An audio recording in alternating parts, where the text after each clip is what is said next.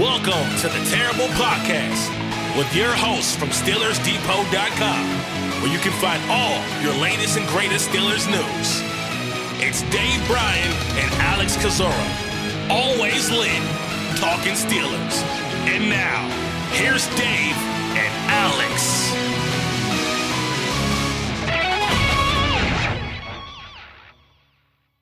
Welcome to the Terrible Podcast, Season 14, Episode 41. He's Dave Bryan. I'm Alex Kozora, SteelersDepot.com. Thanks for being back with us here this Wednesday, Steelers Nation. Dave, as we start gearing up and looking towards the team's Sunday game, Week 8 against the Jacksonville Jaguars. We'll get first injury report today. Just had the Mike Tomlin press conference on Tuesday. Players back at practice after getting the bonus day, the victory Monday, and then had their normal Tuesday off. So right now, things feeling pretty good in Pittsburgh. Yeah, get to that halfway mark of the season and 4-2, and things kind of looking up. Got a Jaguars team coming in that look, they've had a good season, but this is definitely a winnable game. You start looking ahead at some of the news around the NFL when it comes to to some of the Steelers upcoming games, and what's going on in Tennessee at the quarterback position, and obviously the Colts have lost their rookie quarterback later on in the season. There's reason to have a little bit of optimism, I think, especially as we go into, I really like to look and target these next, like I said, these next 3-4 games here. You got obviously Jaguars, Tennessee, and then the Packers and the Browns. And man, what's going on with Deshaun Watson in his shoulder? I mean, is he ultimately going to have to shut this thing down? As well. So anyway, you just move past that big win that this team got in Week 7 against the Rams, and let's see if they can take down these Jaguars on Sunday. For sure, that's where we will start, but we'll also start here with some housekeeping. Pittsburgh, as they typically do on Tuesday, working out several players and making a couple of practice squad moves in the process. Pittsburgh signing a pair of players on Tuesday, and linebacker Caleb Johnson and tight end Scotty Washington, both to the practice squad. So that's where they're going to start things off.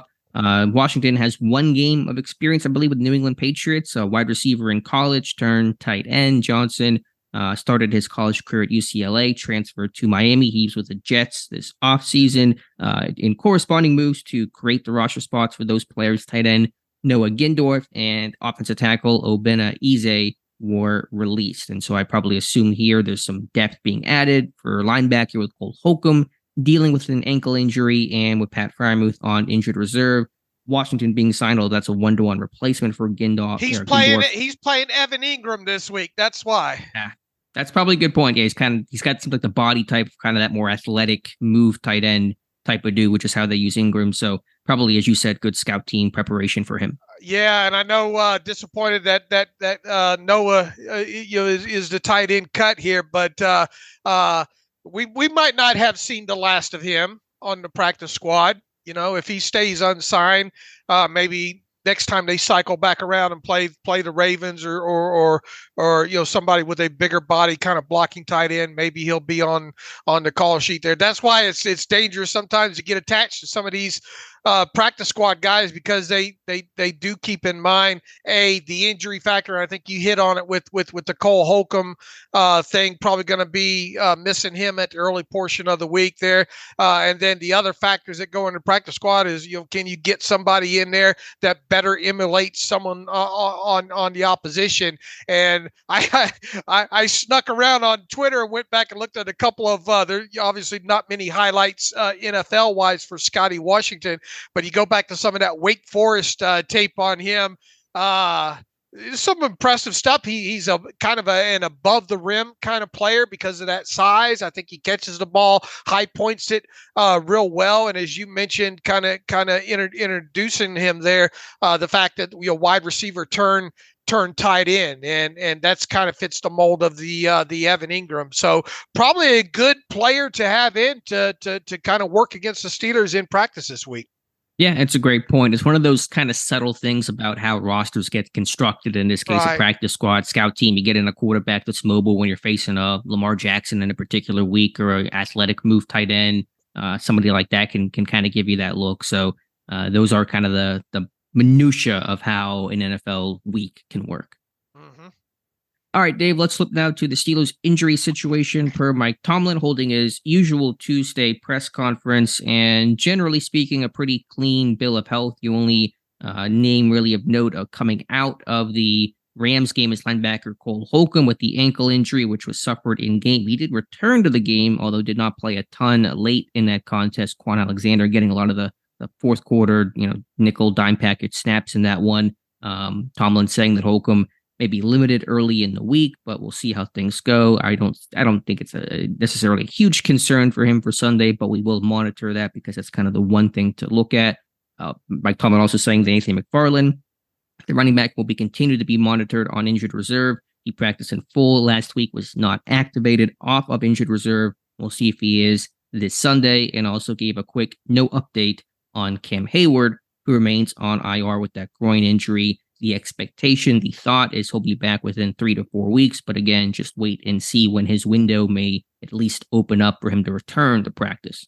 Holcomb didn't miss many snaps in that game with that ankle, but it probably smarted quite a bit after after the game. He played 56? He played 82% of the snaps. So, and there was 68 in the game. So I guess that the math on that is he missed 12 snaps in total there. So yeah, you probably can go ahead and pencil him on the injury report this week, and we'll see what other bumps and bruises associated with play show up. There's probably going to be a rest day in there for Larry Ogunjobi and Pat Pete probably, and Sayamalu might get a day. Yeah, so we'll have to see how that shakes out. But it seems like Cole Holcomb's the one to watch, and with Anthony McFarland, they're still carrying a 52-man roster, right? They probably will. I'm guessing they will up until Saturday. So we'll have to see if this is the week that they activate Anthony McFarland, and if they need to activate or elevate anybody else on top of it there. And yeah, we all would like to have a definite time frame on Cam Hayward, but Mike Tomlin is not going to provide that, and he doesn't have to at this stage with him on IR. Sure. And the first step back will be, again, that window opening up, him returning to practice, probably going to need, you think this is a guy that'll need 2 weeks to get ready? Or do you think 1 week and then they can put him out there whenever that window opens up, a la Deontay Johnson? Yeah, that's a great question. He might need 2 weeks with the groin, getting your legs back, your conditioning back. Possibly. I would imagine once the window look, you don't know about these things, but if I had to guess, I would say his 21-day window gets open, and then he's not activated that first game after that, but possibly the second game after that. But he is, a veteran, and knows how to take care of his body and all, so it's not out of the question. It's just a guess. I'm with you, but they need him. The sooner they can get him back, even if it's going to be for that first game back to play 30 snaps or something, sure. You take that. And just a quick sidebar, had this from my terrible take.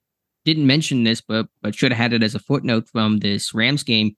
Isaiah Loudermilk, 0 snaps against the Rams, despite dressing, being active. He's been part of this rotation. Now, DeMarvin Leal did come back, but I'm guessing, assuming the D-line room stays healthy, once Cam Hayward returns, we're going to see the end of Isaiah Loudermilk on a 53-man roster in Pittsburgh.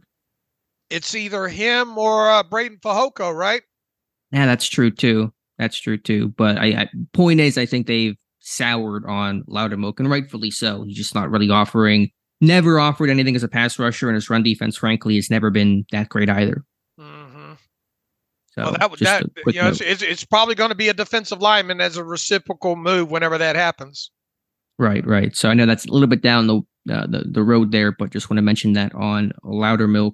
All right, Dave, what else did Mike Tomlin have to say? A lot of commentary about the officiating and the taunting calls, and we can talk about what Big Ben had to say about George Pickens and some of the penalties that were assessed against Pittsburgh's wide receivers. But Mike Tomlin taking the blame for the penalties and saying they didn't do enough early on in the game to address the tenor. The word of the day was tenor for Mike Tomlin, on basically how tight and little leeway the refs were going to give players for taunting and smack talking and kind of, doing some of that post-snap type of stuff. So Mike Tomlin saying they did not do a good enough job adjusting to the way the refs were going to call this game.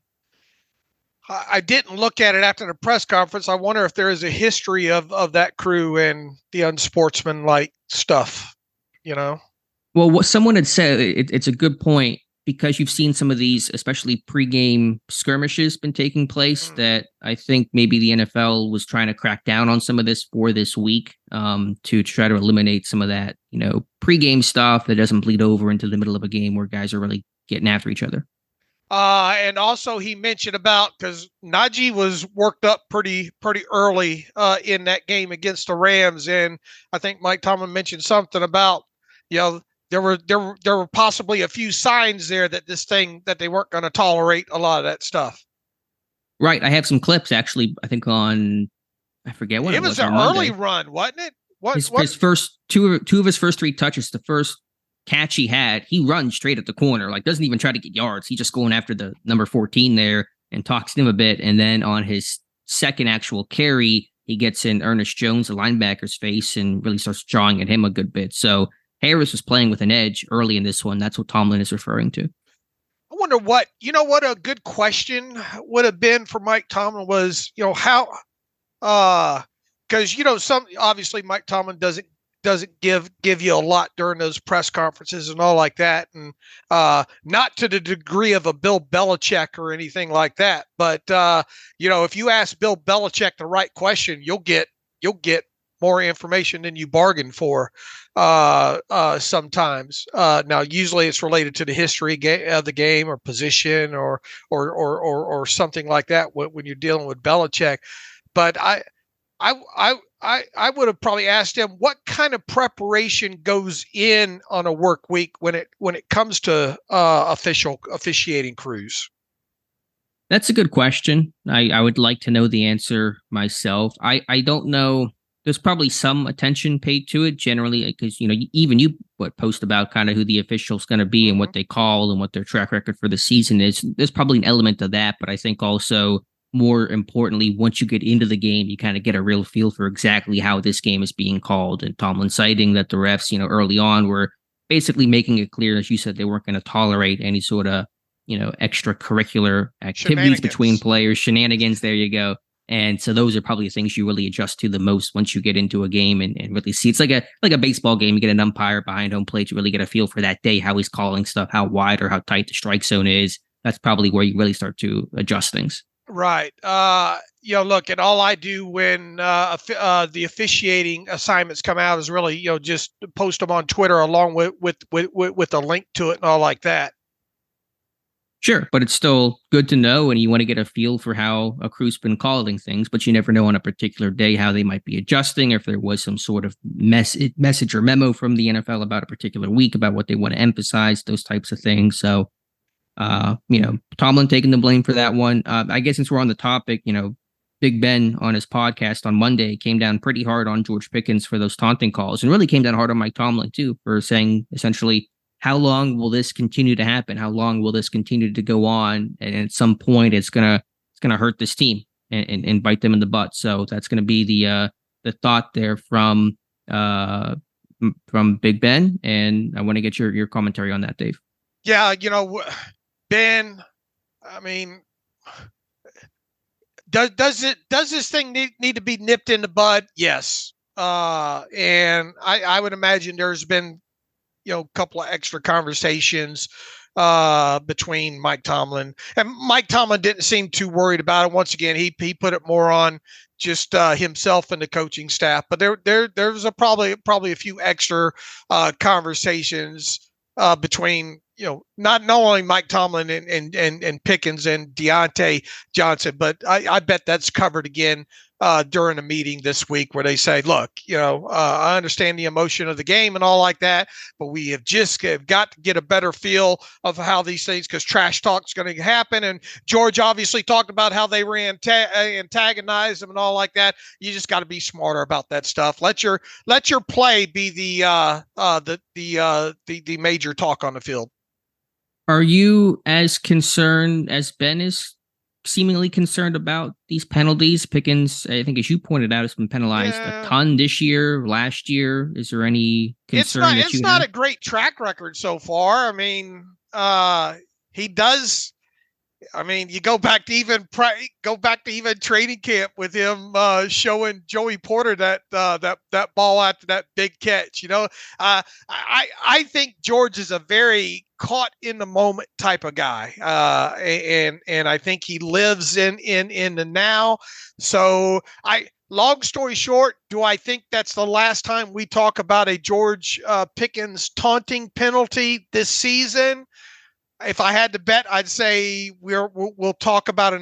I just hope it's not in a key moment where it cost the team. So, am I worried to some degree?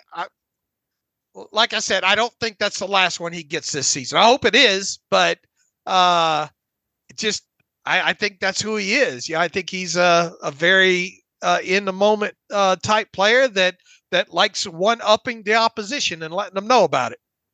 Well, I think that's where Ben's point really rings true, because what if the Steelers lost this game, or what if that penalty was a moment that really shifted the momentum in the course of the game? And if this keeps happening, eventually it's going to catch up to you, and eventually it's going to become a really big talking point. It's not in this game because overall, besides the penalties, Pickens played well as a receiver, and Pittsburgh, of course, won the game. So I think Ben's point in that perspective is where it's at its most truthful and most agreeable, because, you want to prevent these problems from being problems before they become things that are right in your face and become things that get talked about as headline news.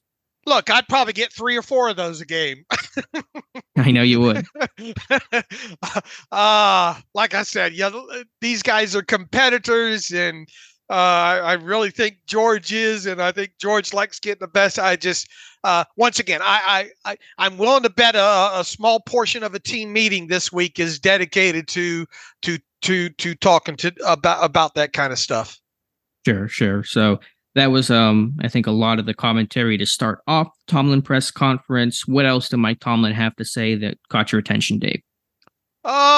He was asked about that post, the one with Deontay Johnson there, and did Gene Steratore talk about that? I know there's an article on the Trib about it, and I'm guessing that maybe stems from radio interview. I did not read the article.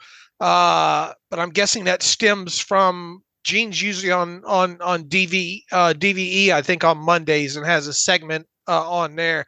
But Mike Tomlin talked about, did he ever get an explanation of why it was considered offsetting there? And Mike Tomlin said, yeah, they in a roundabout way, Mike Tomlin was kind of confused about that as well too. But he said he never got a direct response from a white hat, meaning the head referee on that. So I think I'll have to go back and maybe listen to what Gene Steratore had to say on the radio there and all like that. But there seems like at least Mike Tomlin was maybe wondering about that as well. Yeah, we talked about that, I believe, on the Monday live stream, maybe even during the podcast. I can't quite remember. The idea that should have been a dead ball foul occurring after the play, so the DPI on Ahkello Witherspoon should have still counted, still should have been a first down. The penalty should not have offset. But I think Tomlin went as far to say that at one point he was told that Johnson's actions was a continuation of the moment, which I don't think it was at all. It came way after the play was clearly over. But again, I don't know the rules too well and don't have a whole lot else to add here. Right. Let's see. What else did Mike Tomlin have to say that was notable? Well, just to kind of wrap up the officiating aspect about why he challenged that sideline catch by Puka Nacua, essentially saying that he didn't like the way the Rams were working at such great pace, and basically saying he didn't even have a great intel about was it a catch or not, did not really get any information. It seems like from the coach's box, but just from his own visual and just knowing it was a close play, roll the dice and hope that he would be right, but really was not incredibly confident about it because he didn't have the information about, replay and someone analyzing it, but just trying to kind of take the gamble and hope it would work. It would work out. Obviously it did not, but that's his explanation. we have the luxury of sitting here at home and watching the replays right away. But you would think that the coach is up, but it was kind of they were hurrying to the line and all like that. So you got to make a decision there, and I don't begrudge him because look, in real time, because Mika comes over there and pops him pretty good. It all happened so quick over there on the sideline that my initial thought was, there's no way he was in bounds with that one, right in the moment live. Sure. And I can only imagine, they're rushing up to get the next play. You got to make a decision on that quick. So I don't begrudge Mike Tomlin for challenging that one. Yeah, I mean, I get it ultimately. And I mean, it was really close, even before you get into the whole conversation about the heel versus the toe and what the ruling might be there. Just even the toe aspect alone, it is, right there on the sideline. So if you're just watching it live, you really don't know for sure, and it's super close. So you take that chance overall. But that's the explanation there from Mike Tomlin. All right.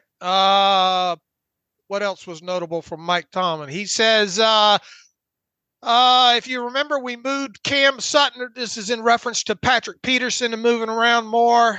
We moved Cam Sutton around a lot. Essentially, he is Cam Sutton. And so position flexibility was an attractive component to the acquisition of him. Maybe at one point you can compare Patrick Peterson to Cam Sutton, but not right now. Well, and I guess in usage alone, they're trying to make it similar. Sure, that was the plan when Peterson got signed, obviously. And I think even Grady Brown during the offseason at some point made that comparison that he's going to be this team's version of Cam Sutton for 2023. And we saw that really at its fullest and most on display in that Rams game. I did the charting for how Pittsburgh shuffle up their cornerback room. He played his most slot snaps of the entire season, 31 against the Rams, played some dimebacker and safety rotation, and played left corner and right corner. So he really was used in a Sutton-like role. Now, are the results the same? Is the talent the same? Different discussion. But from a pure assignment standpoint, in this game, they were very similar. Mm-hmm. What's going to happen this week? You put Peterson on Ingram a bunch?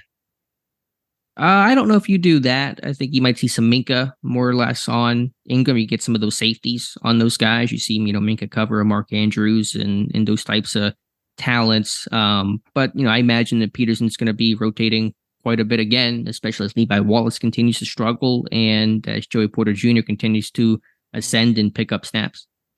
He was asked about the impact of having Dan Moore back and asked about how did he think he played. He says, I thought he was really solid, not only in his play, but his demeanor. He brings a grown man approach to it. Thought he was really good. So high praise. And look, Dan Moore played a great game. He really did. And, a lot of us were questioning the decision ahead of this. Is now the time to go ahead and put Broderick Jones in there, coming off of the game that he had against the Ravens. I think for now, Mike Tomlin's vindicated with that decision to play Dan Moore, at least in this one game this past week. And there's nothing to think at this very given moment coming out of this press conference. And obviously, the depth chart that they release in the game package every week is not, it's unofficially, it's officially unofficial, if you will. Mm-hmm. But there's no reason to think that Dan Moore won't start again at left tackle against the Jaguars. Oh, yeah, he's the guy, and he'll be the guy unless he gets hurt, as he did against Houston, or if he really struggles for a 2-3 game type of stretch. But they made their decision. Moore's their guy. He played well, so we move on. What do you think about the speculation about if the Steelers were to trade anybody away at this point, it would be Dan Moore? I think ESPN had that in one of their league-wide, trade deadlines coming, who's most likely to be traded from each team kind of post. What do you, I believe Dan Moore was the one highlighted in there. What do you think about that? I mean, yeah, it's fodder. Hey, I don't, I'm sure you agree with me. I would be absolutely stunned if they traded Dan. In fact, really, if they were to trade anybody away on that offensive line at this very given moment, I could potentially see Chukwuma Okorafor being the guy sent away if you're talking about tackle specific. But even then, I would be shocked if that happened. It'd be one thing if this team was 2-4 and not 4-2, and you're starting to look at sell things off. But the Steelers are those kind that type of team anyway. They never think they're out of it. Right. When it comes to selling off pieces and all like that, I just, and I was asked this yesterday on Twitter about, am I buying? Yeah, the speculation somehow in these things in this age of social media, speculation turns into reports. People perceiving it that, the Steelers are trying to shop Dan Moore, when all it is speculation that if they were to trade somebody, it would be Dan Moore. I'll put it to this way. I'll be shocked if they deal anybody away at this point. B, I'll be highly shocked if it's an offensive lineman, and notably Dan Moore. Yeah, he's not going to get dealt here. It's just fodder. You have to pick a name. They're doing this league-wide exercise. Everyone's got to put up a name. So even if you're a competitive team that's not going to trade away any assets, you still have to make up a name there. So Moore's not going to get dealt. I don't know who I would put if I was forced to write that down and say who's the most likely Steeler to get traded. I have no idea who that would be, but it won't be Dan Moore, and as you said, probably won't be anybody. Right. What did you think about Mike Tomlin's commentary? He does not care about the lack of tight end production, just cares about doing what's required to win games. Obviously, Pat Freiermuth in his absence has had an impact on that, but even before he got hurt in that Texans game, not like they were lighting him up with targets and passes and numbers that were similar to his first two seasons, despite Deontay Johnson being out since the third quarter of week number 1. So Darnell Washington has 1 catch, Connor Hayward just 7-8 grabs this year. Not much there from the tight end group. What were your thoughts on Tomlin's response? It's pretty vanilla, pretty generic. I mean, would we all like to see the tight end involved more than has happened? I as we talked the other day, either I forget it was on a live stream or on the podcast. With the personnel that they have right now, I think it's going to be hard to have an offensive game plan where you go into it and say, you know what, we got to, this is the type of game where we can get the tight end 8 targets, or something like that. I think generally you're restricted overall with the talent that you have in there right now. Look, Connor Hayward, you can use Connor Hayward the way you used him and have used him. I mean, I thought it was a great kind of wind back that you highlighted on that play that got him even deeper down in the red zone the other day against the Rams.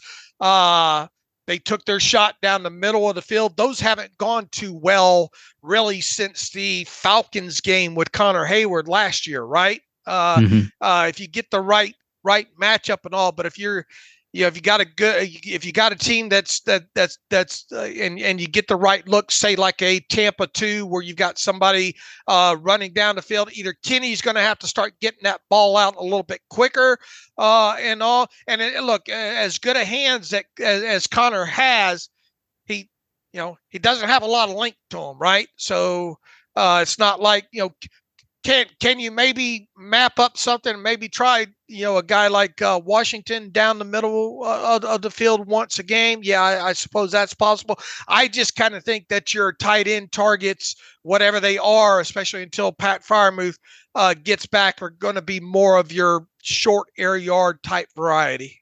Sure, but you're not really even seeing many of those. You would think in some of that play action, the boot game, Washington's catch came off of a boot to the left. As you mentioned, that wind back play action, which was a really nice play call by Matt Canada to Hayward. Some of those easy yardage, red zone, 1st and 10, 3rd and short type of stuff where you feel like the tight end can get involved. I guess the question I have is, and the answer might be yes, because they're doing it, but can your whole passing game essentially run through right now 2 people with George Pickens and Deontay Johnson, your outside receivers?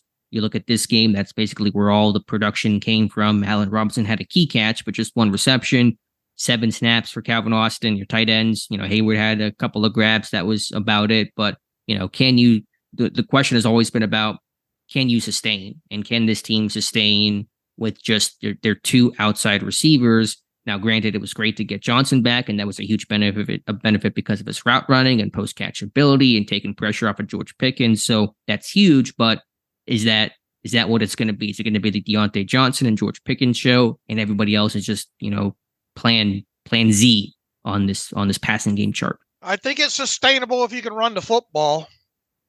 Okay, that's fair. That's a valid point. And I think obviously when you have a Deontay on the outside, that might pull some of those safeties out of the box and allow you to run the ball a bit more effectively.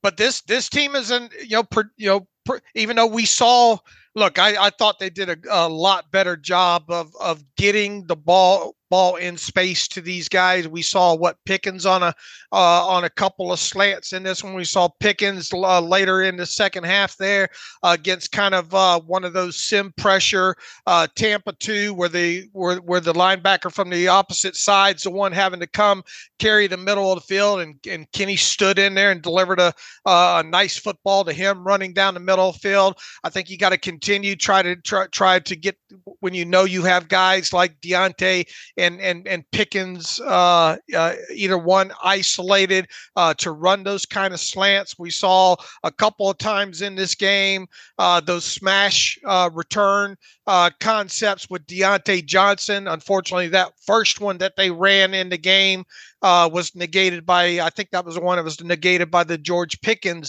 blindside block, but they went back to it in the second half. And that was a third down play that busted huge once again.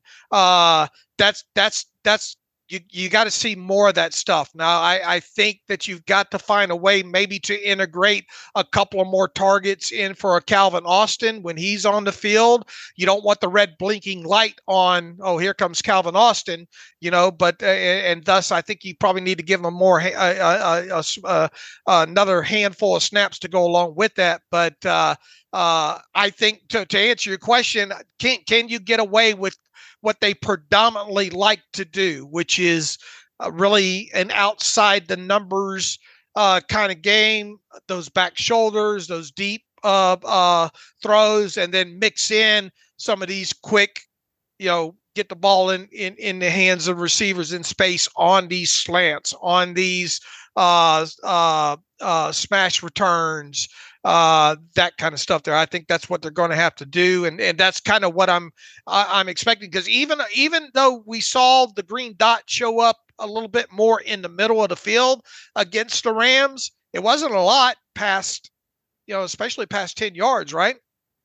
Well, yeah, because they have all they did was target their outside receivers in Pickens and Johnson. Nothing from the tight ends and nothing from your slot receivers, besides, again, that one grab by Robinson on that final pass by Kenny Pickett. So you're not going to get much production there when you aren't targeting those type of people. And I can live with that overall. I mean, if you can ideally have your outside receivers, win in their variety of ways and let those guys make big plays, and you get your tight ends underneath in your play action boot game with a healthy run game, that's good enough to win this defense that can make some splash. And so that's a good game plan. But it just, you just want to try to look at some variety, because there will be games where your receiver can't get open, defenses are taking them away, can other guys step up and win? So you just want to make sure that those guys can be called upon. And Pat will come back at some point this season, and that'll be, an important asset in the pass game as well. But just thinking out loud here about, how can you get the tight ends a bit more involved, and what concepts can you use that'll help them and help this offense as well? Well, as we mentioned the other day, when you got a guy like Darnell Washington and the catch radius with him and all like that, he's somebody that you really got to consider inside the red zone. Second, going back to kind of the things that he did at Georgia there, I think is perfect opportunity to have him kind of release quickly off the line on some of these misdirections, and a 1 yard pass to him that lets him get the ball in his hands and turn upfield and try to do some punishment on some of those defensive backs. I think that's an area where you can get him involved. And, as you mentioned, I think on the Monday show, can you, throw an extra target or two to him, maybe running down the middle of the field to see how that goes and all. But I think you're limited overall with kind of what you have right now. And look, I mean, can they get right? Can you sneak a target to Rodney Williams in here? I think that's possible. Sure, he's athletic. They had one in this game, I think, right? So I mean, he's a really good athlete. He's got some size to him as well. So there's something that maybe you can do with that. Yeah, with Washington, I mean, I don't know if you can just draw it up in a conventional pass game down the seam and get him open, but can you run play action, pull the guard, and hit the tight end real quick down the seam? They used to run that play all the time with Ben. Just pull the guard, kind of a quick, almost pop pass to Heath Miller or whoever the Jesse James, the wide tight end was. Can you do that with a Washington?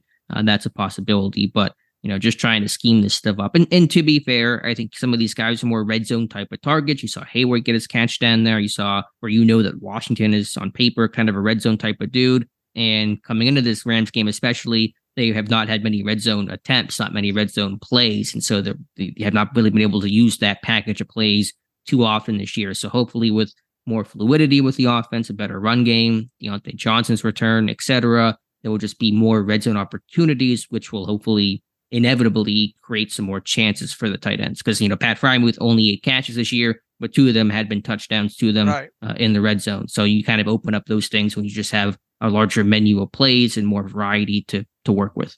Yeah, unfortunately with him, it's going to be in at least another 3 games before they get him back. So yeah, be interesting to see if we're talking on Monday about, man, they were able to get the tight ends involved a little bit more or not. Mike Tomlin doesn't seem too concerned about it, though.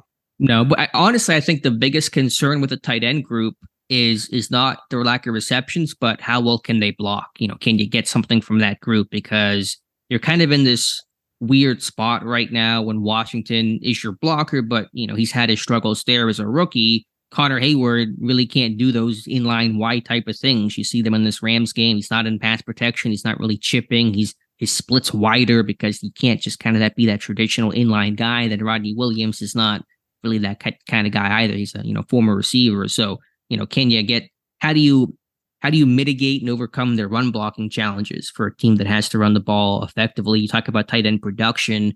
Honestly, it's going to come as much from the run game as it needs to come from the pass game. More split zone, more Zorro toss. Yeah, I mean, you saw them lean on both those concepts pretty heavily in this game. The Jaylen Warren touchdown, by the way, was a Zorro toss. Going back on the All-22 on that one, that was Zorro, and Warren kind of cut it back. That's how the play developed, but that's Zorro toss there. So I thought the Rams game in a way was a pretty big challenge with that 5 down front. We'll talk about that more when we kind of get into the All-22, but you really saw this team kind of struggle to have great answers because they don't have a really good blocking tight end that might be able to help them out. You hope Washington grows into that more than he has. Obviously, that was the hope. Sure. I mean, and I think that he will. He's still a rookie. I know he got. I mean, did we oversell the blocking a bit? I mean, I know he was that guy. I know. I bid on it. I know he was that guy at Georgia, but was it maybe a little bit of because he was just so freakishly large? And Probably. Even though, yes, he's in the SEC, he's still playing against a bunch of guys that are not going to be at the NFL. They're not at the caliber of guys that are, he's seeing every single Sunday. And it's still a tough transition. And there's still some technical things to work on and leverage things to work on. So maybe that is a caveat that was not recognized enough. Yeah. You do. I probably didn't give enough credence to the varsity versus JV aspect of it. But boy, he was impressive though, wasn't he? I mean, he sat some people. He sat some people down. Right, and he has at this level too. I posted a clip on that one Zero toss of him wiping out the linebacker. So again, I think whenever he gets to work angles and down blocks and not have to really base block. Yeah, I think whenever he can use that and really utilize his strengths, his size, his length, his just overall stature, he's still really effective. And I just think he has to work on the base blocks of getting low and playing with good pad level, and that's just the adjustment that he's going to have to make. Right, I agree. All right, anything else from Mike Tomlin? I think that kind of seemed to be. What do you think about his comments on identity? Well, I mean, and Tomlin even acknowledged this. This was just what Tomlin told Bob Labriola in their Sunday pregame interview, and I think Tomlin had mentioned this even prior to that. So at this point, it's kind of become he's just giving the same answer, but essentially saying that you don't want to reveal your identity publicly because then teams will really hone in on that, and then. But it's also doesn't really it identify itself on tape? And yeah, I was going to say that. It got me thinking back after he had said that. Where did the bully ball where did the bully ball conversation originate? I don't know exactly where. I know Tomlin was asked about that, and at some point this offseason said we weren't hiding our intentions of who we wanted to be. I don't think that originated with Tomlin, but probably sometime during the draft. Yeah, didn't was it Weidel or I was trying to think back. Where was the first coming from the Steelers organization? Was the bully ball reference? Might have been Andy Weidel. Maybe him. That sounds right. I'll try to search it here as we talk about it, but it probably came around the draft when they take Broderick and draft Arnold Washington, etc. Yeah, I'm looking at May 5th here, looking at a title. Andy Weidel says Steelers will be going back to their roots. We are going to break the will of other teams. So that's a pretty strong comment in that direction. Right. I mean, this team right now, what would you say what is their identity right now? Gritty. Honestly, that's what it is. It's keep the score down. It's not turn the ball over offensively, make some splash defensively, win the last 5 minutes. That's literally been their blueprint of this season and the last several. Right. I mean, it's not a bad identity you had to have as long as you're winning, obviously. In the regular season, can you do it? I think it's a good regular season, high floor model. The question is, what's the ceiling? Does this win against the high-end offenses that put up 30 points a game? Because you've seen these playoff games, the defense has not done well. They allow 30, 40 plus, and the whole model that Pittsburgh tries to work off of goes out the window pretty quickly. I tell you, that last line that Mike Tomlin gave when talking about it sure made it easy to write an article title about. He says those are just strategic components of today's game, and that's why it makes declaration of identity a stupid endeavor at this juncture. But I agree with you, and I had the same thought. You see it on tape. I mean, if you're a bully ball type of team, it's going to be pretty clear. If you're a spread pass happy type of team, it's going to be pretty clear. And so identity is something that, good coaching staffs can uncover. But I guess Tomlin's point is don't help them with that research, I guess is the thought. All right, Dave, what else? And I have something else here I wanted to ask you about. I don't know if I did or not. Oh, also the opening script, and asked about the slow starts, which has been a continuing conversation because it's been a continuing issue. But Tomlin's saying the scripts are basically fine. The play calls are fine. We have to execute. Cited, Kenny Pickett missing George Pickens on that deep ball, slightly out of bounds early in that one, a blown protection. Saying some things that Tomlin typically does not talk about so openly in a press conference forum. Yeah, basically saying, look, ain't nothing wrong with the script as long as we execute it. Yeah, I was looking back on that sack to see who blew the protection. I'm pretty sure it was Najee. I don't know if you've gone back and looked at that one, Dave, but he was on the opposite side, wasn't he? Yeah, I think he's got to come across. It's a full slide protection, and it was a interesting game plan, but they had the backs taking the linebackers a lot in this game with the edge rushers because of this full slide protection, and so I'm pretty sure Harris has to come across and pick that guy up. Have you gone back? There was a couple of conversations between, I think, Tomlin and Najee on the sideline. Not that those don't happen, but did that first one come not too soon right after that? I don't know. Probably because if he blew the sack, then they probably are going to address that and talk about that. Because I have a video coming out later this week on Jaylen Warren, and it's an interesting game plan, something you don't see too often. But the challenges of that 5 down front, and also trying to get 4 hands and double Aaron Donald. So you actually saw, I think, by design, and you almost never see it, the running backs were picking up Michael Hoyt and Byron Young, and their outside linebackers, their edge guys. They were responsible for them. It's a tough task, but you saw that several times in this game. So I think it was actually Harris that blew the protection. Okay.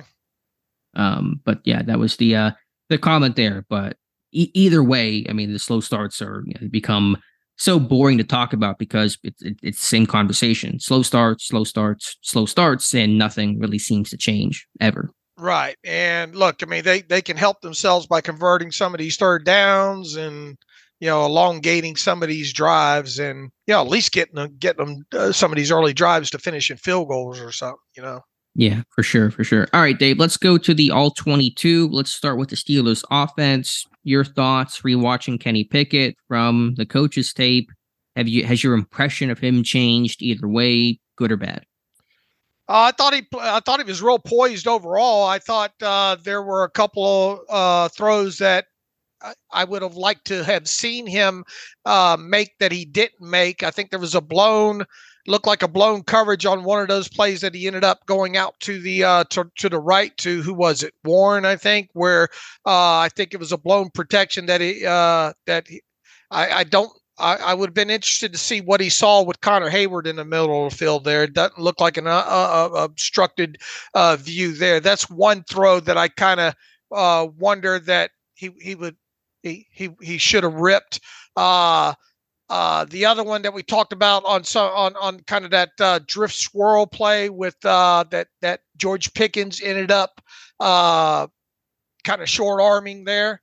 It felt like Kenny could have set his feet and ripped that, a second earlier, and that been a completion there. Thought the back shoulders were fantastic.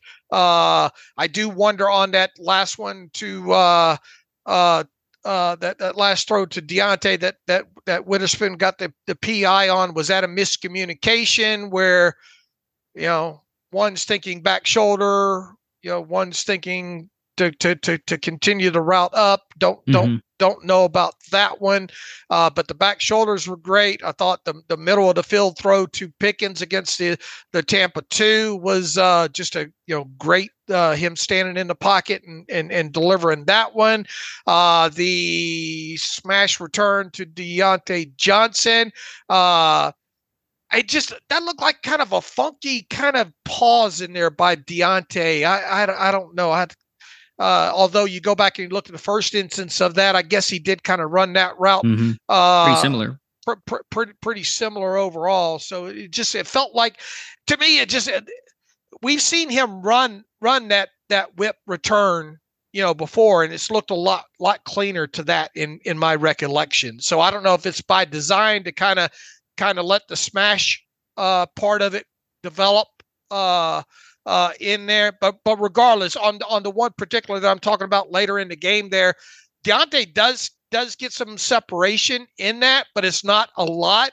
And Kenny put it right on him, man. I mean, that's a tight window throw right there. And if he doesn't put that ball right where he put it, that's not a completion. And Deontay's not running out. It was a much easier. The first version of that they had ran going the other way in the first half, the one with the George Pickens blindside block, it was a lot easier pitch and catch than the second one was there. But I thought his accuracy as a whole was fine. I think he would definitely like to have back that first one down the sideline, because I think that was a completable ball if you drop that one in the bucket there. But I think top to bottom, and I think I said this coming out of the game, I thought he played. I thought Kenny all four quarters played well. Yeah, I was really doubly impressed watching it on the All-22. I thought coming out of that game, watching it live, it was a good game, great fourth quarter, all those types of things. But really watching it back, you saw some really high-level throws. And yeah, you're right. There's a couple that he would want back, but that's probably happens to every quarterback in 95% of the games in which they play. But you see some of these, you see some of the routine stuff routinely, just doing the simple stuff, hitting the check down more in this game, hitting Najee on the first play of the game for 8 yards. Yeah, they had the punt to get sacked, but you get in 2nd and 2. That's really a big place to be, not being too greedy, as Mike Sullivan would say, just kind of hit your check down, let your back, make a play out there in space, but, throwing the far hash throws to the sideline, reading the defense. And I thought most of all, Dave, what he did against pressure. You got some rushes where Aaron Donald's barreling down on you, running free, and you're standing tall in the pocket and delivering. You look at that throw to Pickens down the seam. There's a ton of pressure in his face, and he delivers a great ball with perfect arc that's right on the money for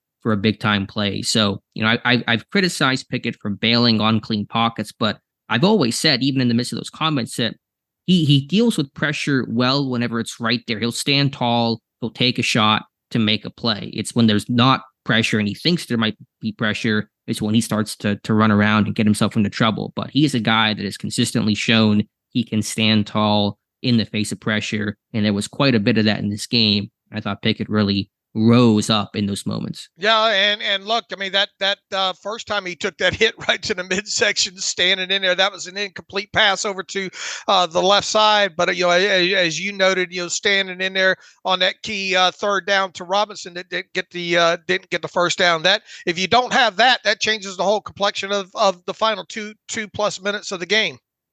Yeah, absolutely. So I thought Pickett was really good overall in this that was one. His best. To me, that was his best game of his career, I think. I know you said that Monday, and I'm still kind of simmering on that one because I'm trying to think back, and it's only been 2 years, but just their games all run together. Look at the Baltimore game last year. What he did at the end of that one was super impressive. I would say it's easily his best game of the season. That's probably an uncontroversial opinion to have. Best of his career. I don't know exactly where I would rank things, but it was very, very good, I thought. I tell you and especially the fourth quarter was really good for him. But that was his second highest adjusted net yards per passing attempt stat of his career. I think the Raiders game earlier in the season was higher than that. And he registered it without any touchdown passes and getting sacked twice. Now, does Yak play?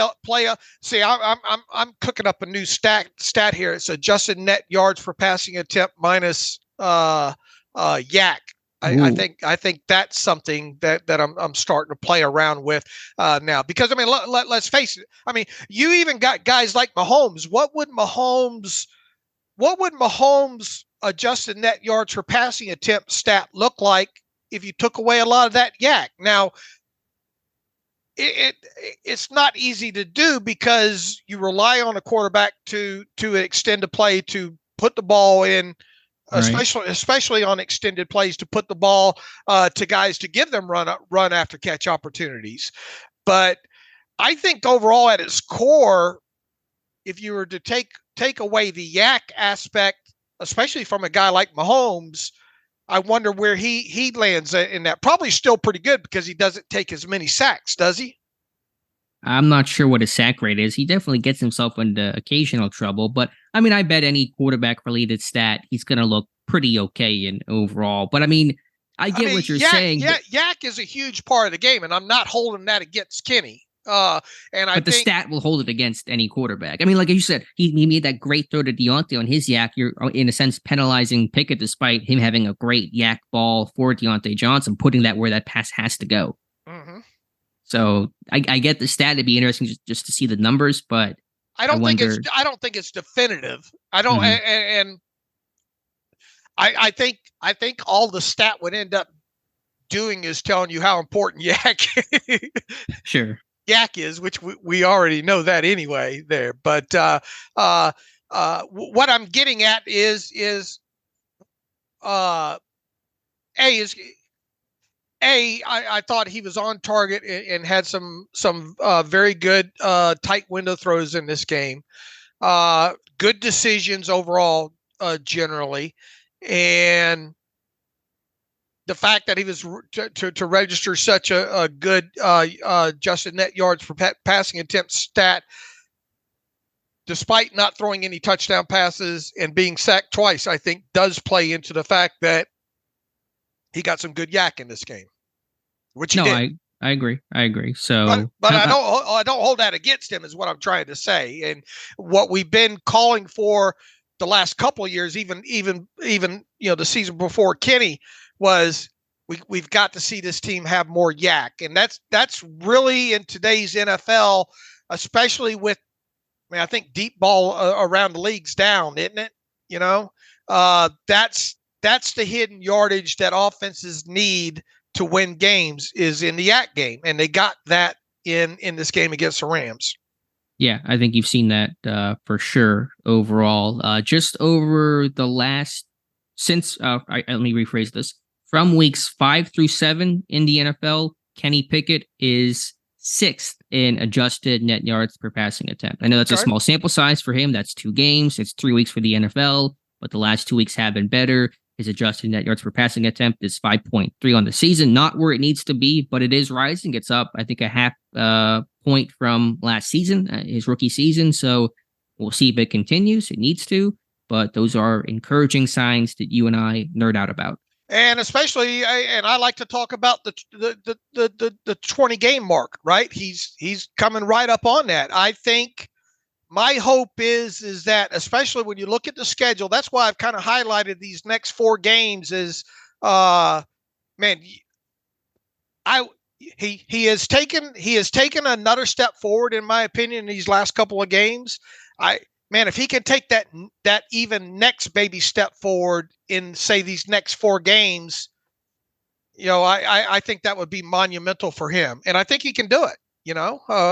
Based what we've seen on these last couple of games, especially if he has the healthy, all of his, obviously not going to have Pat Freiermuth out there for 3 of these next 4, but it's not like we said, it's not like they were using the living out of the tight end anyway there, but I think we'll have a good sense of once again, if these eligibles stay healthy after these next 4 games, I think we'll have a good enough swath of games to have a good idea of what he is and what he isn't. And you said that he's not going to be a guy that crushes you consistently down the field with the deep ball up over the top, but he can throw these back shoulders that get either just short of explosive plays or right at explosive plays. We see him deliver the deep ball down the field against the Ravens. That was just long enough. And the way teams around the NFL are now defending this deep ball, do you need to be able to throw it 68 yards in the air? Yeah, I mean, the game's evolving here a little bit, but just to go back to it, you had mentioned, it's funny, you said it during the bye, you said the next 3 games are going to be really important for Kenny Pickett, and 1 game in, and just 1 game, but really positive results. Yeah, look, I mean, it was still a 7-point something. I don't care how you do it. If a quarterback, and I think the 49ers quarterback, Purdy. Yeah, Purdy is an example of this.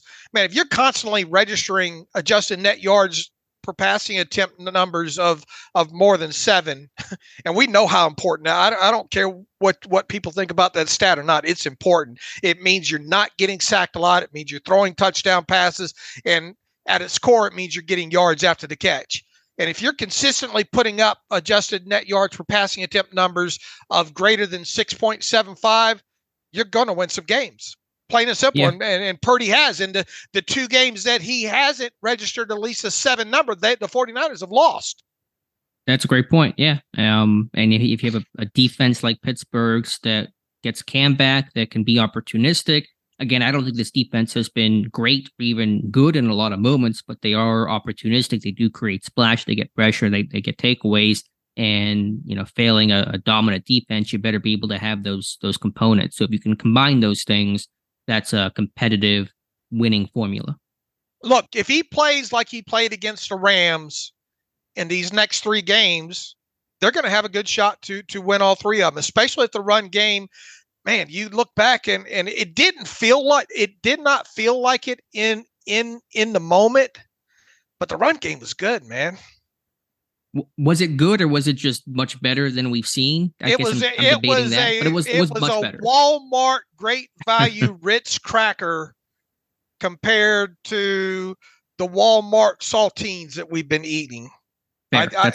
I think that's the best terrible podcast analogy that we can get. Look, you look at you drill down into the advanced analytics. The Steelers had the top successful run rate in the NFL in week 7.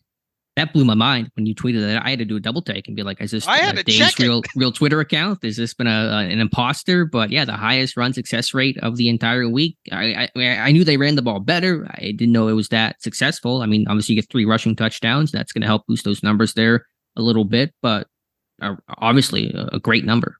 Right. So, and it did not feel like it felt like it was better during the game without a doubt, because you had guys getting to, I mean, it was visible that they were, it was cleaner. You had linemen getting off, especially against a guy, a front that includes Aaron Donald and all like that. But it ended up being better than what it looked like on tape. At least advanced metrics aspect. We talked about how there was fewer. I think a key component that needs to really be highlighted in all this that we talked about the other day, man, negative plays were down. Yeah, I mean, how many? There were still 7 though. Was that how many there were? Yeah, but I mean, we were talking a lot higher percentage than that. Sure. You know, double digits, sure, and they ran more plays in general. And two of those were sacks, and sacks are going to happen. You know, obviously you don't want 5 of them a game, but how many negative run plays were there? Did we talk about that Monday? Wasn't there like 2 or 3 of them in total? Yeah, I mean, obviously excluding the kneel downs that Kenny Pickett had. Now, I include no gains as a negative play. Sure, I think as you should. But I forget if we checked that all these days. Tend to run together, but I just want to see where that was for Pittsburgh in a week by week basis, because I mean, for a team that needs to sustain drives and get things going to win on first down to avoid negativity is obviously paramount. Right. So that's a big aspect that helped in that game against the Rams.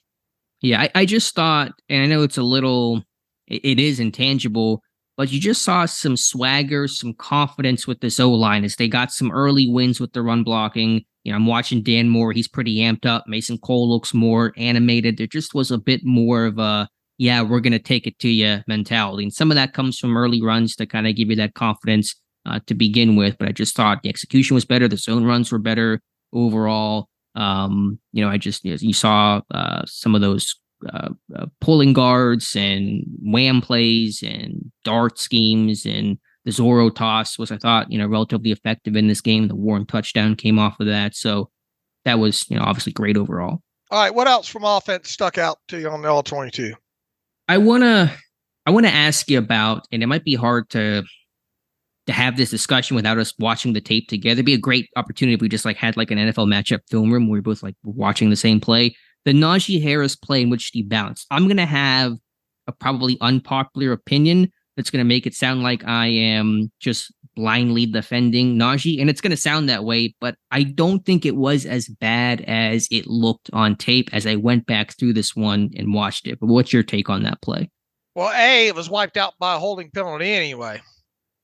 Right, because he bounced it, because Hayward doesn't expect that play to go wide like that, I think. I think you take your 4 or 5 yards and potentially try to break a tackle going up through the gut, the way I think it was designed to go. That was my takeaway of that one.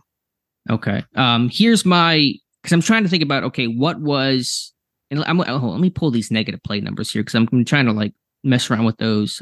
3 negative runs against the Rams. They had, let's go in order here.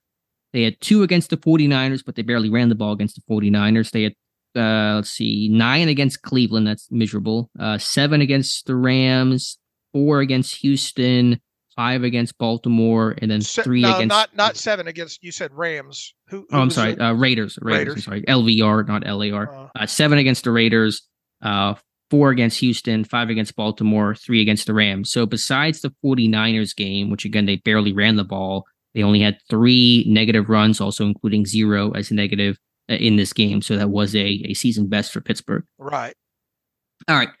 The Najee Harris play. When I watched it live, I thought, I tweeted that, Najee can't bounce that. And I still, I think you can certainly criticize Harris overall, but I think that's a wham block because you see, who was it, a core 4, and I think the backside guard or Cole go up to the second level.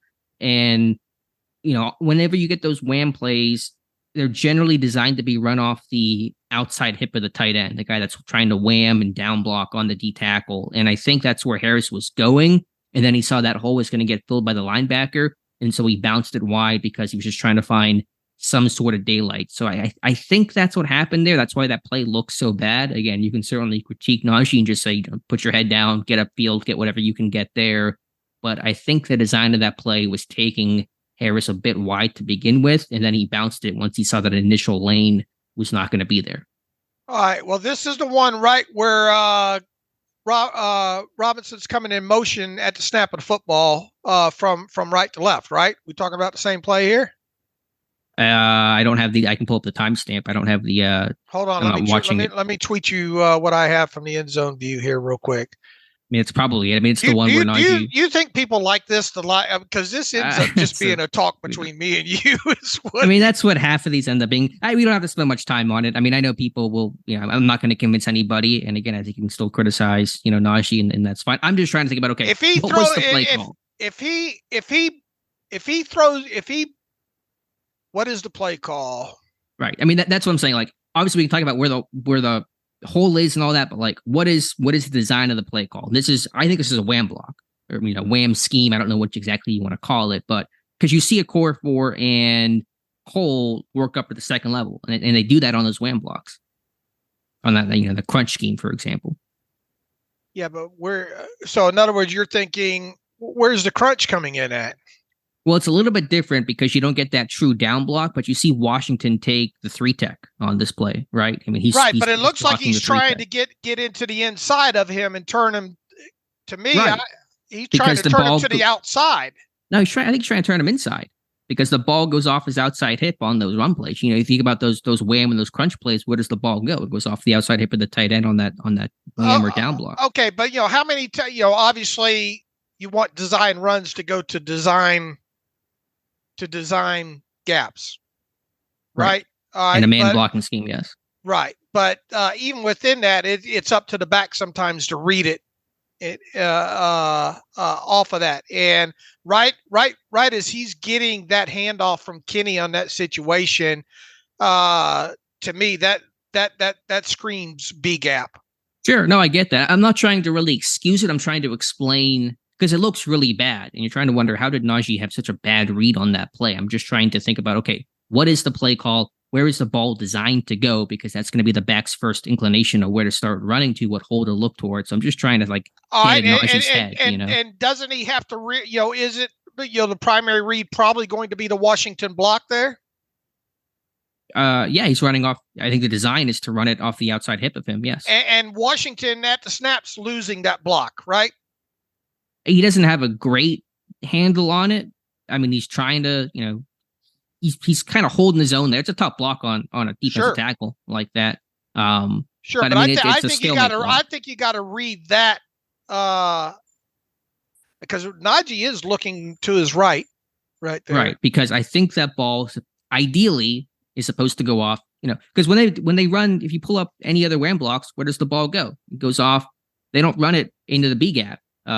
They run it off. I mean, I'd have to go back and check, but they run it off the hip of the tight end. You run it off the, Washington or Gentry or whatever it was last year. Okay. I still feel that he's got to read that Washington block, and especially with knowing that a core 4 is getting a free release to that second level. And I that would also play into, you want to cut off that linebacker to be able to keep him from getting around the edge. Yeah, I mean, it's a little bit weird because you don't really get the true wham on it. It's really kind of more of a head up block, and I wonder if that's just the design of this is not really. It puts Washington, I think, in that tough spot. But I'm just trying to get into his head. Let me ask you this: let's assume that's the case. Could Najee have pressed that to the line better? No, I don't think. And then bounce? I don't know if No, I think he just wanted to make the quick decision once he saw that gap was not going to be there, that he just wanted to. I think, honestly, the critique probably is just put your foot in the ground, put your head down, and get a feel. Don't bounce it and make a bad situation worse. That's my thought. I think there's 4 or 5 yards there. Yeah, I think there's at least not a negative, gain on that play at the very least. Is going to be my interpretation of that play. But anyway, I know that's us going down a rabbit hole. It doesn't really matter. But I just had that it's going to be an unpopular. Anyway, yeah, it's going to be an unpopular opinion. But I'm just trying to at least think about what Najee was thinking about on that play at the very least. All right. Besides that, Dave, I thought Jaylen Warren and pass protection. You think they'll ask him about it this week? Probably not, right? No one's going to ask about him. No, not a chance. Jaylen Warren, I thought pass protection was great. As I mentioned earlier, that those 5 down looks that the Rams were running, I thought really stressed the run game, but also pass protection, and put Warren in a lot of situations where he's got to block the backside player, the outside linebackers. And so I thought, and it doesn't always look pretty, but I thought, in a pretty tough circumstance, a pretty tough assignment, to have a guy like Warren that can stand in there, put his face in the fan is really vital to have. All right, let's go defense because we're running long, I think. Okay. O-line, you're happy with the O-line overall? I'm pretty happy with their play. Yeah, I think collectively that was their best game, easily. Yeah. All right, defensively here, Dave, what are your takeaways? What'd you think about it? Was my I talked about Montravius Adams. I don't know how he's going to grade out, yada yada, but he really jumped off field, especially in pass rush situations. Yeah, I thought his first step, his block shedding, I thought he made some really good plays there, some penetration. Thought Ogunjobi got some penetration as too. Run game had a sack in this one, obviously. So thought the D line was winning at the point of attack. They were pretty physical and getting in the backfield as well. All right, I thought Benton had some good snaps in there. I think you even highlighted a few of those in a film room, right? Yeah, you had that club swim that you pointed out on old friend Kevin Dotson, but even late in the game, some great effort plays and his hand use to do old hands, hips, feet. His effort, I thought, was also on display. So not a ton of snaps for him, but I thought him and Herbig made those opportunities count. Where'd you see the problems in the run game at then? I was really trying to rack my head around that. A couple missed tackles. I just think overall, Pittsburgh trying to play the run out of nickel, just not their thing to do. The Rams, because they're that 11 personnel type of team, they're going to spread the field. And Pittsburgh likes whenever it's tight and it's a real, as you said, or Chris Long said, a rock fight. Like in the run game, they want things tight. They want to be in base. They want to be able to be physical, have three down linemen. And when you don't have that really at their disposal, I should say, things kind of get less than ideal for Pittsburgh. Not to excuse it, but I just think, Pittsburgh trying to consistently play the run out of nickel is not what they like to do. All right. Was that your takeaway? What were your thoughts on why the run defense was? It looked like a couple of bad fills by some linebackers, but I thought overall the defensive line represented himself well. I mean, you had a couple instances of them getting off blocks good and at least stalemating some stuff where I thought the line, once again, you don't want to get in a habit. It's great that he's doing it, but you don't want to get in a habit of having to have Minka come down and help like that. Sure, but we're thankful that he's able to do that. I did think Quan felt a bit jumpy in this game, kind of jumping in and out of some gaps. Right. What about the pass game? Yeah, just to watch kind of the slow-footedness of those corners of Wallace, of Peterson. Going back and watching the Atwell touchdown, the 31-yarder, do you feel any better, any worse about that play, Dave? I just feel that it's an extended play situation, and like I said the other day, Wallace, once Wallace turned around to look what's going on behind him, that's when he lost Atwell. And I think just the nature of the way that ball was thrown, and Peterson still having to try to stick with his guy. I think it's a fluke play. Yeah, I think so. I just, Wallace, just plaster. Anytime you're in a scramble drill, what's the rule? You plaster, you stay on your man. I think if you want, where the blame needs to go was him looking back to find out what's going on behind him, because once he did that, he lost Atwell. Exactly. I mean, and I get you trying to find the ball, see where the quarterback is, but yeah, you lose your man in that moment. Wallace losing snaps in this game. James Pierre mentioned, I think on Monday, Pierre picking up snaps late in this one. We'll see. We'll see how they use him against Jacksonville. What did you see done with Cooper Kupp in this one? I mean, nothing, radical. There was some bracket coverage on third down, some safeties coming down to cut crossers, but I don't know if Pittsburgh did anything like, crazy. He had a couple of drops and Puka was making plays, and that's kind of where the ball started to go. Right. They trying to get guys to run with those guys and don't think that Jacksonville's not going to try that now. Underneath stuff.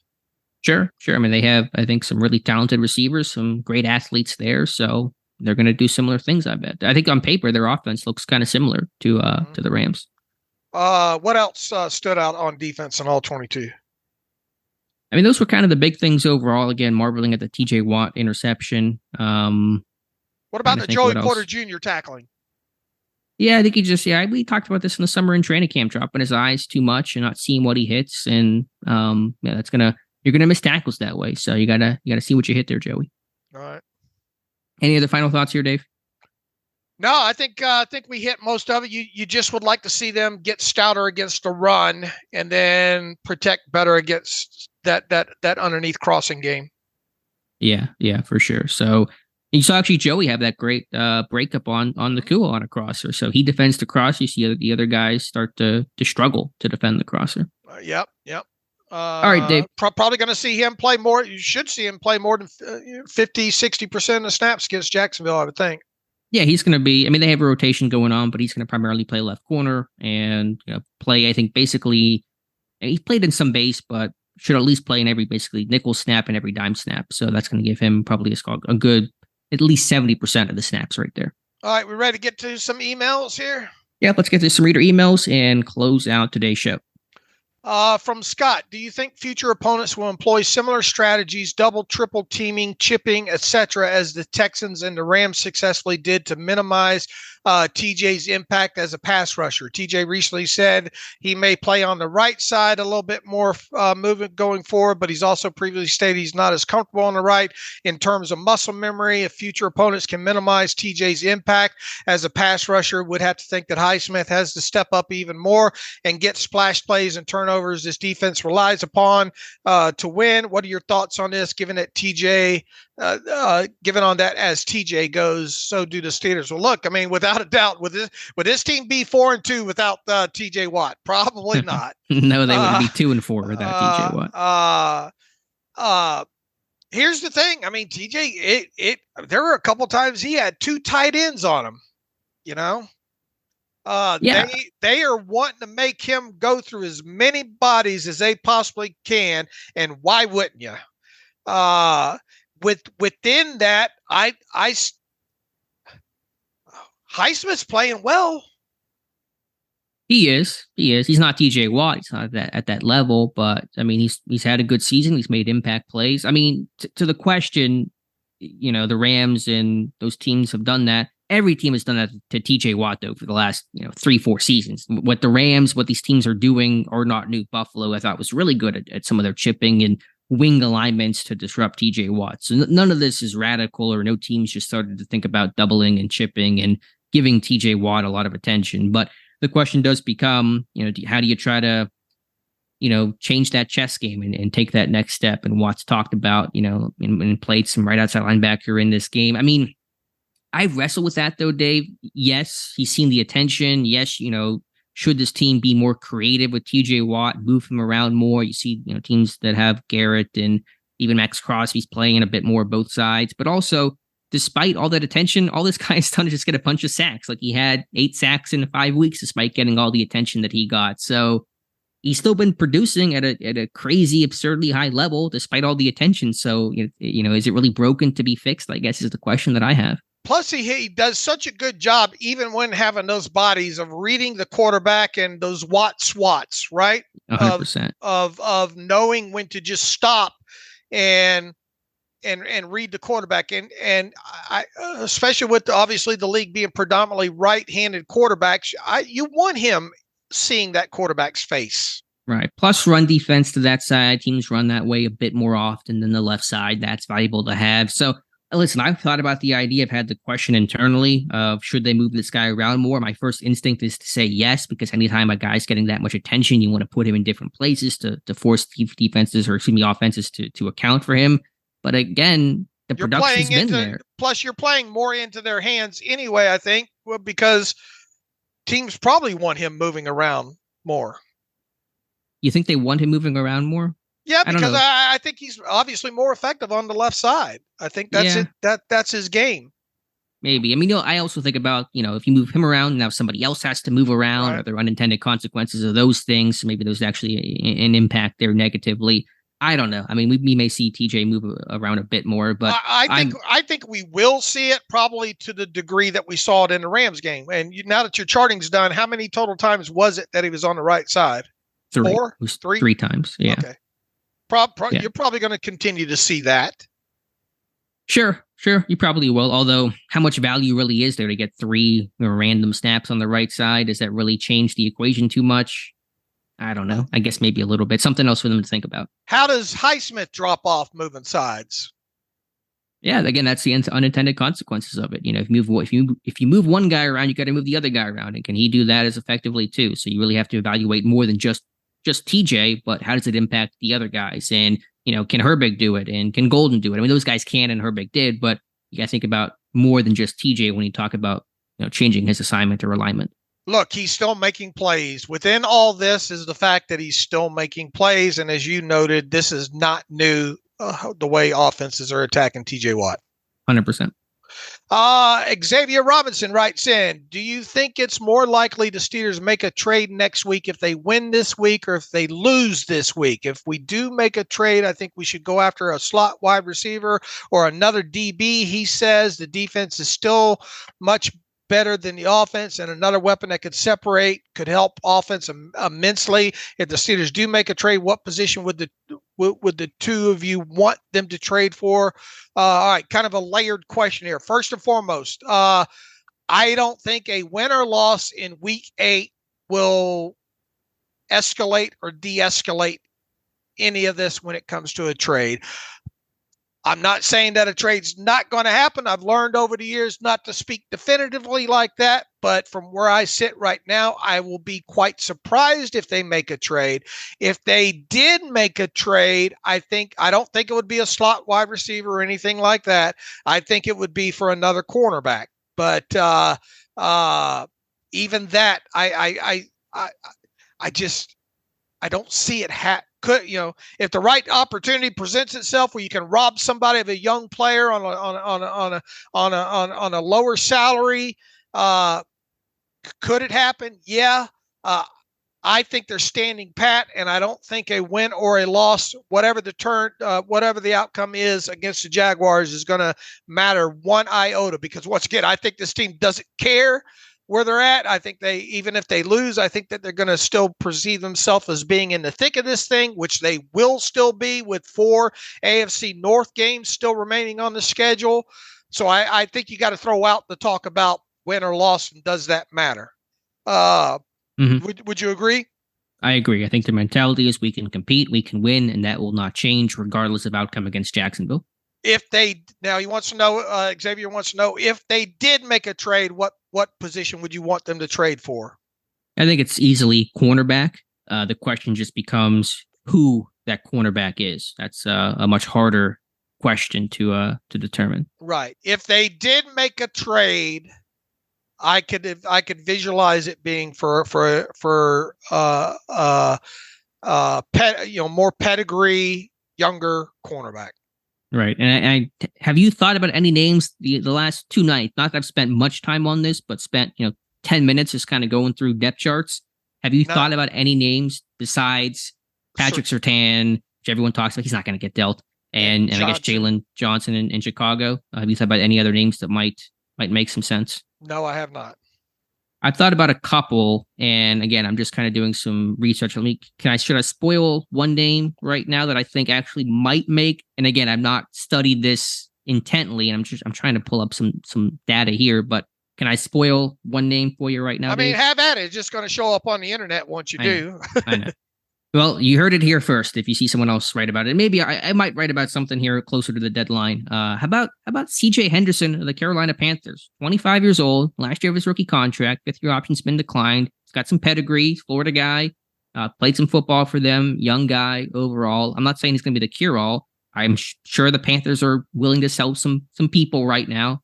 They're probably going to acquire some draft picks and try to rebuild this thing, winless team and all that. So what about Henderson as a guy that might be on Pittsburgh's radar? I haven't watched anything on him to be able to comment. Is he in the final year of his contract? I believe so. He is, yes. And that means, so in other words, you're talking about a half a season rental potentially here, unless you decided to franchise him, which are probably not going to do that. No, but I mean, maybe you could always re-sign the guy, but at least for the here and now, would be the thought. All right, being as how you went down that rabbit hole, what do you view he's worth as far as compensation?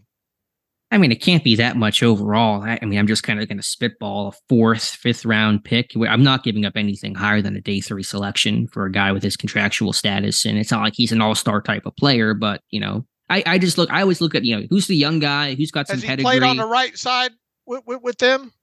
Looking at his PFF snaps that I was trying to look up, according to PFF this year, 155 snaps at left corner, 101 snaps at right corner. So he has played both spots. Okay.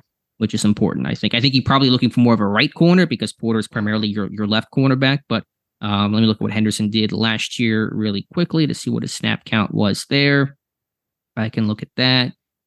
He was a bit more left than right, but he played 275 snaps at right corner last year, so the guy's pretty well versed at both spots. I mean, it's as good a name as anything to throw out, speculating if you want to go down that hole. I just, that would probably be the kind of guy that they go after, compensation wise, if they did go after. Then you're saying Levi Wallace just comes off the field then?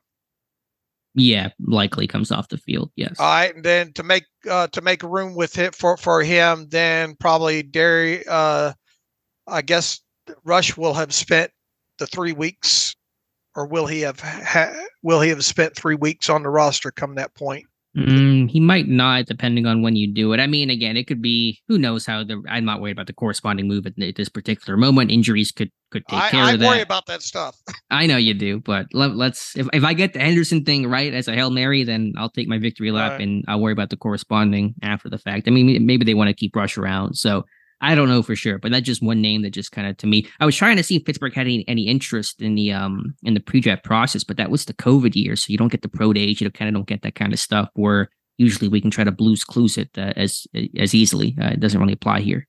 All right, Bryce writes in, those dart scheme and gap schemes runs look awfully like the Ravens using Gus Edwards to come downhill on us last year in their win at Heinz Field. Do you think the sneaky Steelers took some of those concepts and added it to their shotgun run packages? Look, I mean, it's not a new scheme for the Steelers. They just don't run it damn near enough, Yeah, I mean, dart is something that's, in a lot of playbooks. I don't know if Pittsburgh had it revealed to them by Baltimore. They hadn't used it at all this year. Actually, they used it in the summer a couple times. So I think they've had it in their playbook. They just haven't run it in a game this year. But first time we saw it all season. Even though the next two quarterbacks we play have good escapability at this point, is it time to go more man coverage and ramp up those blitzes even more to stop the bleeding in the run defense, since Adams tends to lose more than he wins at the point of attack? That's the only way I see them improving against the run. When it comes to the run overall, I think, well, first and foremost, when it comes to more man coverage, it depends on how much you're going to probably put Joey on the field. And what's the down and distance situations?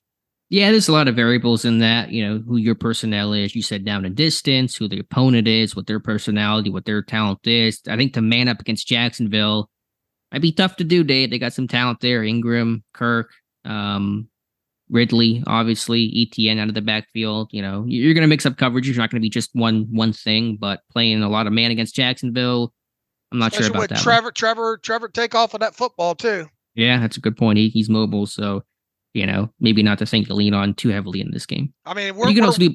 Go ahead. I was saying you can do combination coverages too. Man one side, zone one side. So there's a lot of things to play. Right. He says since Adams tends to lose more than he wins at the point of attack. Let me tell you, Montravius Adams playing good overall. Yeah, I don't overstate it. I mean, he's got problems against the run. He can get washed. He's not your prototypical nose tackle that can anchor and eat a ton of block, but I think he has improved against doubles, and I saw that in the Rams game. And he's athletic. He's got a great first step, and he can penetrate and disrupt. So just want to recognize that. His effort, too. I think he's a great effort, run and chase player. Big man that can move is kind of fun to watch. Look, they can't let Travis Etienne eat him up in this game, that's for sure, because he can home run you. Chris Lookhart writes in, good morning, guys. Would the Steelers defense be better off at allowing Porter to follow the best wide receiver on the team and just have the rest of the D play a zone? Or do you think Porter can only play one side because he's not a great fit on the right side? To me, in order to be a great corner, you got to follow the best. I think they're just spoon feeding him in this thing right now. I think they want him to get really, really comfortable at what he's doing on the left side right now. And I mean, this team hasn't been a follow a guy around defense in ages. So I wouldn't expect to see that anytime soon.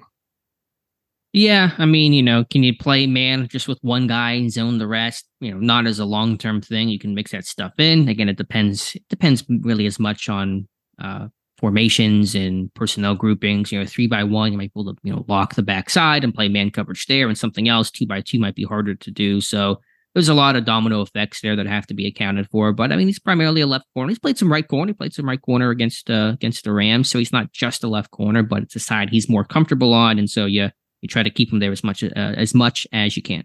Kane 22 writes in, what was the point of trading up to get Jones if they're not going to play him? I get not wanting to rush him, but if he can't get on the field now, it seems unlikely he will the rest of the year. I think that's too broad of a statement there. I mean, did I kind of envision Broderick being on the field by now? Yes, I did. But within that, I think you go back to just his overall experience and his lack of. I think they're just trying to, like Kane stated here. I think they're just trying to bring him along slow. And look, this conversation probably, would be magnified more if they were 2-4 right now. But I think the main thing when we look at this team, as many warts as there is right now, they're a 4-2 team, and you have Dan Moore coming off of his best game in quite some time.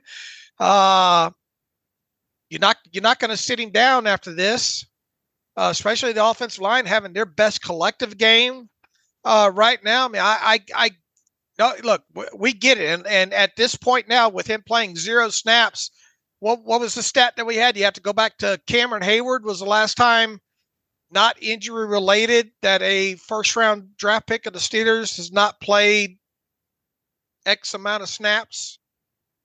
Yeah, I believe so. Although I think that stat, because they don't draft linemen too often, there's some context needed there. I don't think you can extrapolate this out like Kane does and say, because if he can't get on the field now, it seems like unlikely that he will the rest of the year. I guess he's more about this year. It's all going to be dependent on. Look, as I like to say during the training camp and preseason, these things have a funny way of working themselves out, whether it be injury or poor play. I think they're just letting Dan Moore show how long he can hold on to this spot. Yeah, pretty much. I mean, I understand the frustration. I had said I thought if I had the choice, that Jones would be the starter for this Rams game, but I tipped my cap to Dan Moore, and I've defended Dan Moore more than I think probably most people throughout his Steelers career. But I would just say there's a long view to an NFL career for a first round pick for a talented young guy like Broderick Jones. He's not going to be defined by just what happens the first 8 weeks of his career. Ideally, he was drafted to play 10 plus years in Pittsburgh. And so the way that Cam Hayward, as you mentioned earlier, kind of sat his first 2 years, and people probably thought, oh, why'd you take this guy? What a bust. Could have drafted this guy instead. I think people are pretty happy with Cam Hayward right now. So let's evaluate it in a longer term and a longer scope than right now. He gets into another part of his question here. If you could do over, would you guys still draft Jones when Gonzalez was there for the taking?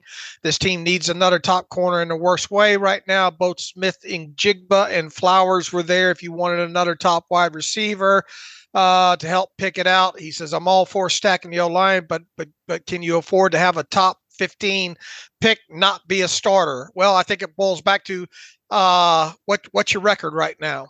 Once again, this would be magnified more if we're talking about a 2 or 4 team, but they are 4-2 at this point. And if we're looking about would you go Gonzalez over Broderick Jones? Well, if you did that, what's the byproduct of that? Do you still have a shot at Joey Porter Jr.? Would this team have gone corner? Probably unlikely. I mean, you go down a rabbit hole with the whole speculation and what ifs.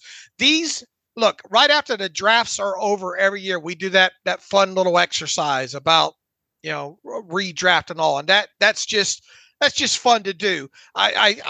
You have to properly, I think, look back at some of these redrafts sometimes. And if you were to do those redraft exercises exactly the way we do them on the site right after the draft, meaning that you can't take a 7th rounder in the first round, or you know what I'm saying, staying within reason of the next of the players that went off the board before the next pick kind of exercise that we do. I think you got to let 3 years run by. I don't know if you need to let 3 years run by in this day and age. I think after 2, I think you kind of get comfortable with the arc and the direction a player's career is going in the majority of cases. But to answer the question, I mean, I don't like playing the whole, do-over with the draft. I mean, every GM would be great if they had 2 tools, a crystal ball or a time machine. We have neither of those, or we're trying to use the time machine right now, but that's not how the draft works. I was a big Christian Gonzalez fan. He was like one of my dudes, coming out. He was having a good year before getting hurt with New England, but I was happy with the Jones pick then. I'm happy with the Jones pick now. My mind's not going to change again based off of 6 games. And look, the top of the rest of the Steelers draft class is seeing the field and making some impacts. Yeah, I think Benton looks great. Porter looks promising. I think Washington's rough around the edges, but he's playing, he's learning, he's growing. So the class, I think, has been on the come up. Herbig's not seeing the field a lot, but you can spot him when he's out there. Yeah. So I mean, I'm happy overall. All right, I think we're about an hour and a half in this, maybe a little longer. Yeah, I guess we did run long today, so we should probably wrap things up here. All right, we look to have a Jaguars beat writer on for the Friday show, and we'll get into looking at the tape of the Jaguars and any other player interviews. Obviously, you have a couple of injury reports to talk about on Friday as well too. So sorry we couldn't get through all these emails once again, but keep them coming. If you ask something that didn't get answered and it's still relevant, recycle that thing through the email machine so we see it. But until Friday, you can follow me on Twitter /X at Steelers Depot. Follow Alex at Alex_Kozora. Follow the show at Terrible Podcast. Email the show theterriblepodcast@gmail.com. If you like what we do and want to donate to the cause, SteelersDepot.com. Hit the donate button up right navigational bar. Also, if you like an ad-free version of the site, SteelersDepot.com and find that option for you as well too. So thank you everybody for listening. We certainly do appreciate it. Appreciate the support on the site as well too. Traffic's been fantastic. We couldn't do it without you. As always, thanks for listening to the Terrible Podcast with Dave and Alex.